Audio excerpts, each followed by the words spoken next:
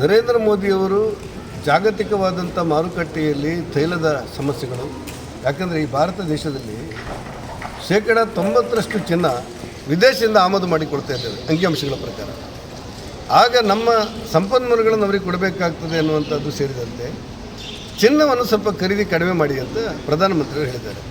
ಅದರ ಅರ್ಥ ಏನಂತ ಹೇಳಿದರೆ, ಈ ಮದುವೆಗೆ ಸಮಾರಂಭಕ್ಕೆ ಅನಿವಾರ್ಯತೆಗೆ ಖರೀದಿ ಮಾಡೋದು ನಿಲ್ಲಿಸಿ ಅಂತವ್ರು ಹೇಳಿಲ್ಲ.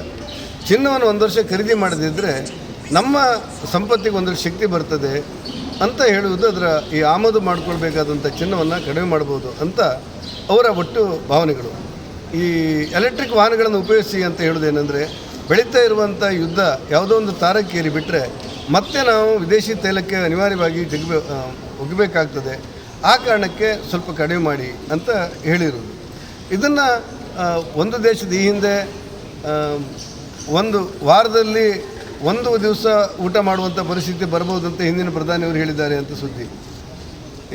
ಯಾವುದಾದ್ರೂ ಇಂಥ ಸಮಸ್ಯೆಗಳು ಬಂದಾಗ ದೇಶಕ್ಕೆ ಶಕ್ತಿ ಕೊಡಲಿಕ್ಕೋಸ್ಕರ, ದೇಶದ ಸಮಸ್ಯೆಯನ್ನು ಪರಿಹಾರ ಮಾಡಲಿಕ್ಕೋಸ್ಕರ, ಇಡೀ ಒಂದು ದೇಶ ಒಟ್ಟಾಗಿ ಒಂದಾಗಿ ನಿಲ್ಲಿಸೋದಕ್ಕೋಸ್ಕರ ಇಂಥ ಕಠಿಣವಾದಂಥ ಕ್ರಮಗಳ ಬಗ್ಗೆ ಪ್ರಧಾನಮಂತ್ರಿಯವರು ಮನವಿ ಮಾಡಿದ್ದಾರೆ.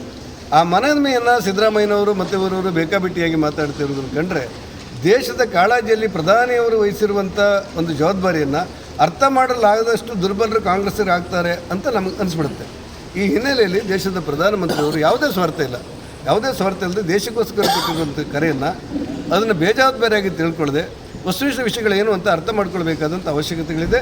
ದೇಶವಾಸಿಗಳಿಗೆ ಪ್ರಧಾನಮಂತ್ರಿಯವರು ಕೊಟ್ಟಿರುವ ಕರೆ